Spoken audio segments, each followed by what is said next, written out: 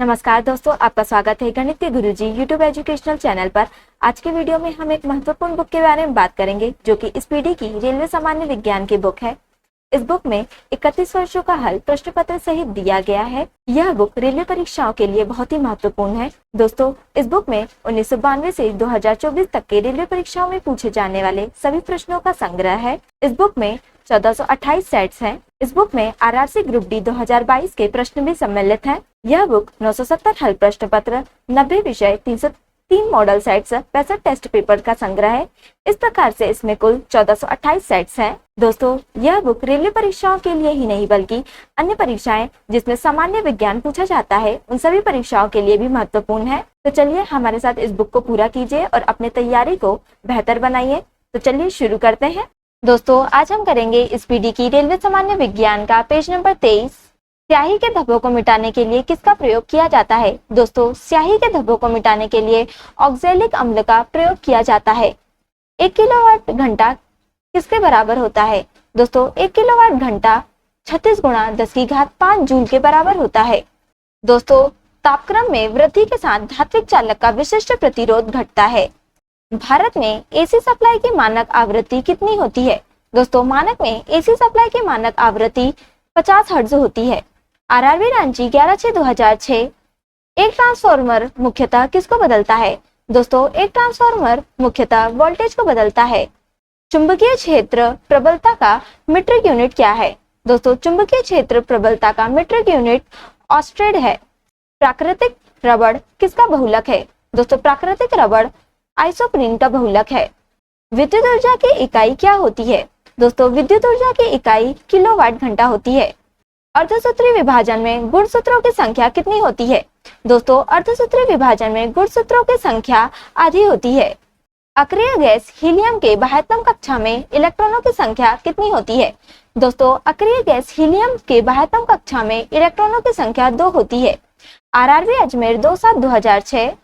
सूक्ष्मतम जीविका कोशिका कौन सी है? दोस्तों, सूक्ष्मतम जीविका कोशिका माइकोप्लाज्मा है। एकल स्ट्रैंडेड वाले डीएनए अणु कहाँ मिलते हैं? दोस्तों, एकल स्ट्रैंडेड वाले डीएनए अणु बैक्टीरियोफेज में मिलते हैं। डायनामाइट बनाने में मुख्य रूप से किसका प्रयोग होता है? दोस्तों, डायनामाइट बनाने में मुख्य रूप से नाइट्रोग्लिसरीन का प्रयोग होता है। मानव शरीर में ऊर्जा की उत्पत्ति कैसे होती है? दोस्तों, मानव शरीर में ऊर्जा की उत्पत्ति ऊतकों में ऑक्सीजन पहुंचाकर होती है।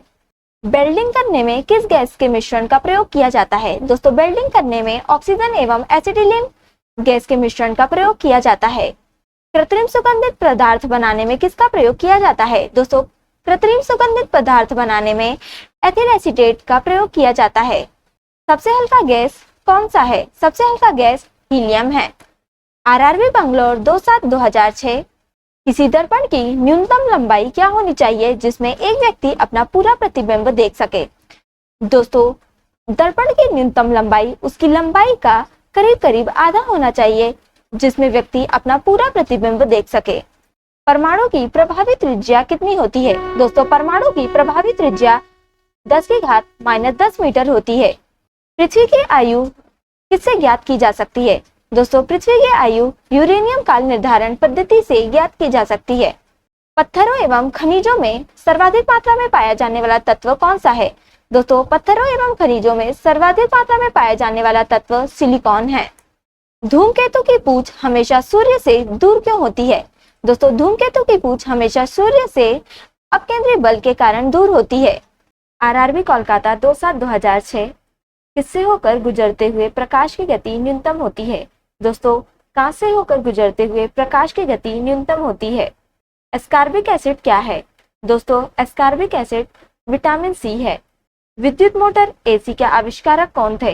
दोस्तों, विद्युत मोटर एसी के आविष्कारक निकोला टेस्ला थे। स्वर्ण की शुद्धता किस इकाई में व्यक्त किया जाता है? दोस्तों, स्वर्ण की शुद्धता कैरेट में व्यक्त की जाती है। गति के नियमों का प्रतिपादन किसने किया? गति के नियमों का प्रतिपादन न्यूटन ने किया। आरआरबी मुंबई 16/7/2006। जल का विद्युत विश्लेषण में ऑक्सीजन कहाँ पर संचित होता है? दोस्तों, जल का विद्युत विश्लेषण में ऑक्सीजन एनोड पर संचित होता है।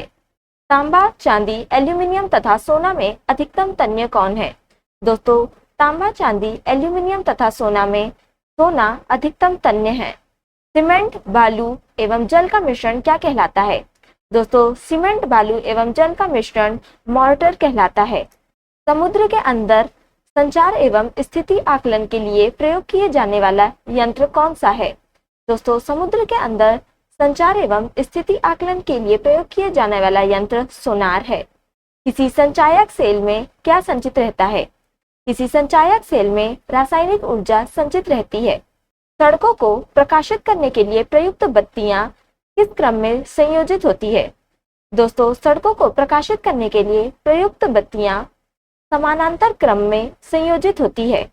लेजरों द्वारा उत्पन्न त्रिविमीय प्रतिबिंब क्या कहलाता है? दोस्तों, लेजरों द्वारा उत्पन्न त्रिविमीय प्रतिबिंब एक होलोग्राम कहलाता है।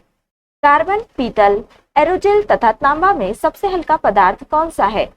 दोस्तों, कार्बन, पीतल, एरोजेल तथा तांबा में सबसे हल्का पदार्थ एरोजेल है। ध्वनि तरंग के किस गुण से प्रतिध्वनि उत्पन्न होती है? दोस्तों, ध्वनि तरंग के परावर्तन से प्रतिध्वनि उत्पन्न होती है। यदि एक चालक के तापक्रम को बढ़ा दिया जाए तो उसके प्रतिरोध में क्या प्रभाव पड़ेगा? दोस्तों, यदि एक चालक के तापक्रम को बढ़ा दिया जाए तो उसका प्रतिरोध बढ़ेगा। रेडियो तरंगों की चाल कितनी होती है? दोस्तों, रेडियो तरंगों की चाल 3 × 10⁸ मीटर प्रति सेकंड होती है। सोल्डर किसका मिश्र धातु है? दोस्तों, सोल्डर टीन और लेड का मिश्र धातु है। हवा का बुलबुला कैसे कार्य करता है? दोस्तों, हवा का बुलबुला अवतल लेंस जैसा कार्य करता है। डिप्थीरिया से प्रभावित होने वाला अंग कौन सा है? डिप्थीरिया से प्रभावित होने वाला अंग श्वास नली है। मार्श गैस क्या कहलाता है? दोस्तों, मार्श गैस मीथेन कहलाता है। अम्लीय वर्षा का प्रमुख घटक क्या है? अम्लीय वर्षा का प्रमुख घटक SO2 है। विद्युत सेल किसका स्रोत है? दोस्तों, विद्युत सेल विद्युत ऊर्जा का स्रोत है। वर्षा उपहार किस फसल की प्रजाति है? दोस्तों, वर्षा उपहार भिंडी फसल की प्रजाति है। कपास के लिए उपयुक्त काली मिट्टी में किसकी अधिकता होती है? दोस्तों, कपास के लिए उपयुक्त काली मिट्टी में मांडमारिलो नाइट्राइट की अधिकता होती है। RRB कोलकाता 16/7/2006। मैनोमीटर का प्रयोग किसके मापक के लिए किया जाता है? दोस्तों, मैनोमीटर का प्रयोग गैस का दाब मापने के लिए किया जाता है। कैलोरी किसकी इकाई है? कैलोरी ऊष्मा की इकाई है। आंशिक रूप से पानी में डूबी हुई सीधी छड़ का झुकी हुई मालूम पड़ने का क्या कारण है? दोस्तों, आंशिक रूप से पानी में डूबी हुई सीधी छड़ का झुकी हुई मालूम पड़ने का कारण अपवर्तन है। विद्युत चुंबक किसका बना होता है? विद्युत चुंबक मृदु लोहे का बना होता है। कौन से तत्व हैं जो कक्षा तापक्रम पर द्रव स्थिति में रहते हैं? दोस्तों, ब्रोमीन और पारा केवल 2 तत्व हैं जो कक्षा तापक्रम पर द्रव स्थिति में रहते हैं। 1 माइक्रोन किसके बराबर होता है?